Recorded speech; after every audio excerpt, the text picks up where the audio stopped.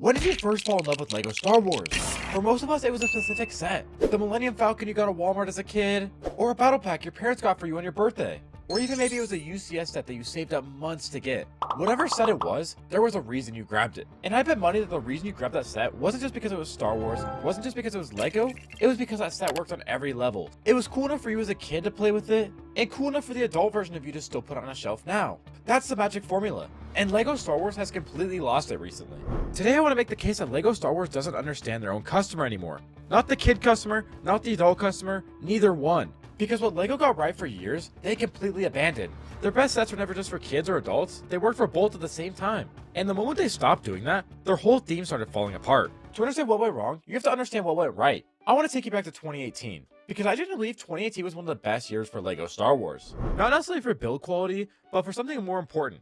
Balance. Look at what the kid price sets were doing that year. You had the Mos Eisley Cantina, the Imperial TIE Fighter, the Kessel Run Millennium Falcon, and the Sandcrawler. These sets cost anywhere from $30 to a little over $100. But look at the minifigures that are packed into some of these kid sets. You had General Grievous, Old Man Luke Skywalker, Kylo Ren, Anakin, figures that adult collectors were actively hunting for. And the sets themselves, iconic locations and vehicles that look incredible on a shelf. A kid could tear them apart and play with them all afternoon, and an adult collector could display them and be proud of their collection. Now let's look at what the adult sets were doing. The crown jewel of 2018 was the Betrayal of Cloud City, 75222. This set had 19 minifigures, a massive build, tons of play features, and a display quality that rivaled anything else in the market. A kid could spend hours playing out the carbon freezing chamber scene. An adult collector could display the whole thing and have one of the best centerpieces in any LEGO collection. Same set, both audiences, both completely satisfied. Even the Porg set that year, which was made for adults, was something that a kid could genuinely love just because Porgs are cute and adorable. And the Y-Wing is probably one of the least friendly kid sets on the adult lineup, but even that was still a Y-Wing. Kids know what a Y-Wing is, kids want a Y-Wing. That's the formula. Every set pulling double duty. That's what made LEGO Star Wars the best licensed theme on the planet for over 2 decades. So what happened? Somewhere around 2020 to 2021, LEGO made a decision to stop trying to serve both audiences with the same set, and instead just split the line in half. Kid sets became only for kids, adult sets became only for adults. And on paper, that probably sounds like a smart business. Give each demographic exactly what they want, stop trying to please everyone. But here's the problem with that logic. LEGO Star Wars has never been a theme where kids and adults were separate customers. They were the same customer at different points in their life, and often literally in the same household at the same time. The dad who's an adult collector and an 8-year-old who wants to play with clone troopers are buying the same sets. When you make kid sets that adults find embarrassing, and adult sets that kids can afford or don't care about, you haven't served two demographics, you've alienated them both. And that's exactly what's happening. Adult sets have crept up so far in price that the average fan who grew up loving Star Wars and still wants to build a cool set simply can't justify them anymore. We're talking about sets pushing $400, $500, $600 for a UCS ship that kids can't play with and a casual fan can't afford. Meanwhile, the kid sets have gone in the complete opposite direction. And nothing proves that more than what I'm about to talk about right now. Let's talk about the LEGO Star Wars Smart Brick sets. Because these things are the single clearest example of LEGO completely abandoning the adult side of their audience on the kids sets. If you haven't seen these, Smart Bricks are LEGO's attempt at adding electronic sounds and light up features to entry-level Star Wars sets. You get a little brick that goes in parts of the sets that plays sounds when you interact with the set. Lightsaber sounds, ship engines, that kind of thing. And on paper, I get the idea. Kids love interactive stuff, sounds and lights are exciting. It seems like a way to make a $30 or $40 LEGO set compete with other electronic toys on shelves. But the execution is a disaster, and more importantly, it tells you everything about who LEGO thinks their customer is. Let's start with the minifigures. The figures this set are some of the worst LEGO Star Wars figures they've produced in years. They are reprints of minifigures that we've already seen in other sets that are completely molded together at the hip. You can't take these minifigures completely apart, and any minifigure that has a cape, it's been cut short. Not only do these minifigures have those flaws, they also have printing all over it saying you can't throw this figure away because of the electronics inside. These aren't figures that adult collectors look at and say, I need that. These figures fully exist just to make this product somewhat work. Then there's the set design itself.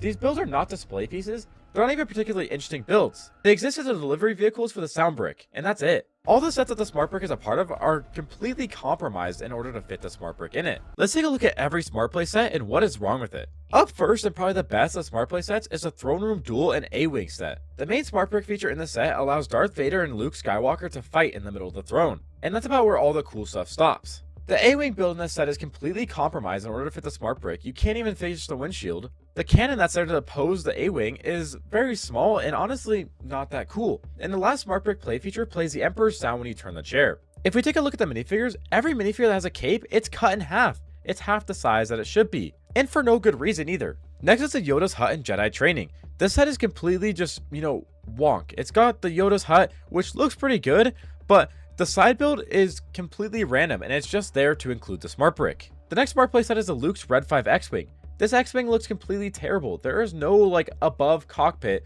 to cover Luke, and the cannon build is mediocre, and the rest of the builds that involve the smart brick are just lame.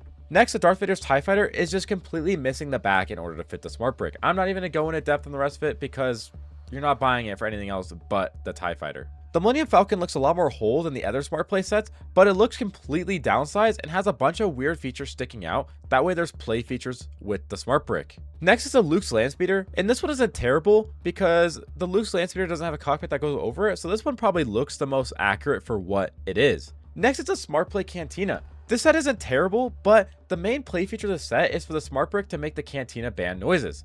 Now let's take a look at what the noises actually sound like.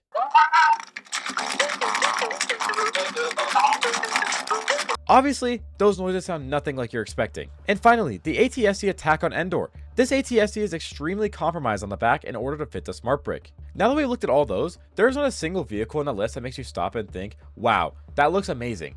It's a generic build with a gimmick attached. And as you just heard, the smart brick doesn't even sound like what you're expecting. It sounds like something out of a Happy Meal. It's a cheap gimmick, and every time you hear it go off, it reminds you that the set was designed for little kids, not for you. Now here's the thing, I'm not saying LEGO shouldn't make sets for young kids. They absolutely should. Kids are how you build the next generation of LEGO fans. But even the best kids targeted LEGO sets historically had something in them that made the adults stop and pay attention. A great figure, a recognizable vehicle, or a scene that actually meant something. The smart bricks have none of that. They're completely, totally, unapologetically aimed at the youngest possible buyer, and they don't even try to appeal to anybody else. This is a fundamental misunderstanding of what made LEGO Star Wars great. When we're talking about LEGO not understanding their adult audience, we need to talk about the helmet situation, specifically the misplaced holes on clone troopers. LEGO moved the side attachment holes on several helmet molds to position them just slightly wrong. And I noticed someone outside of the community that sounds like not a big deal.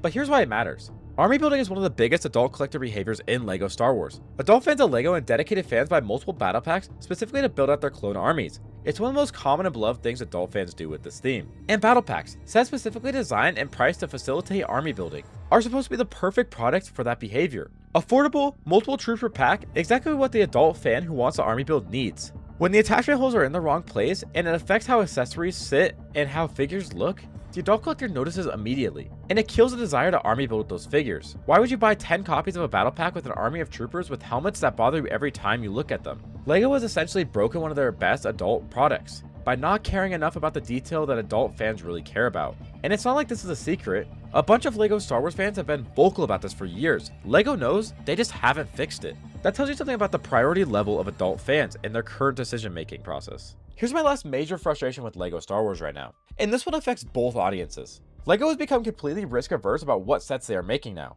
and the symptom of that is constant repetition of sets that were just made recently, combined with a near total absence of sets that fans have been craving. How many times we need a new Millennium Falcon? How many versions of an X-Wing do we have at this point? How many Darth Vader's TIE Fighters? These are safe sets.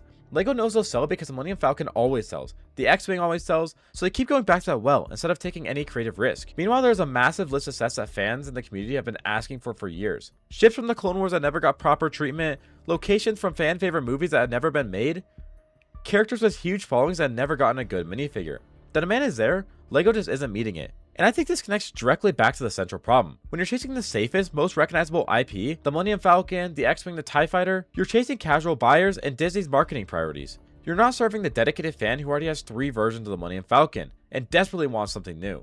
The dedicated fans are your most valuable long-term customers. They're the ones who buy multiple sets a year, who army build, who follow new releases, who make videos about LEGO Star Wars on YouTube. And right now, LEGO is treating them like an afterthought. Look, I still love LEGO Star Wars. That's why this bothers me as much as it does. But I still remember what this theme was like when it was firing on all cylinders. When you could walk into a store and every set on the shelf felt like it was made for you. Whether you were 8 years old or 35. When kid sets had figures that adults wanted, and when the adult sets had soul that kids could connect to. That version of LEGO Star Wars understood something really simple. Their customer isn't a kid, their customer isn't an adult, their customer is anybody who loves Star Wars and loves building. And the best sets in this theme served all those at the same time. LEGO Star Wars has forgotten that. And until they remember that, this team is going to keep feeling like it was made for somebody else. Let me know down below what you guys think about the current situation of LEGO Star Wars, and if you think that there needs to be change. If you guys want to hear more about how LEGO Star Wars is going downhill, click this video right here where I talk about how LEGO Star Wars is getting worse. Or if you want to hear more about how LEGO is shifting away from kids in general,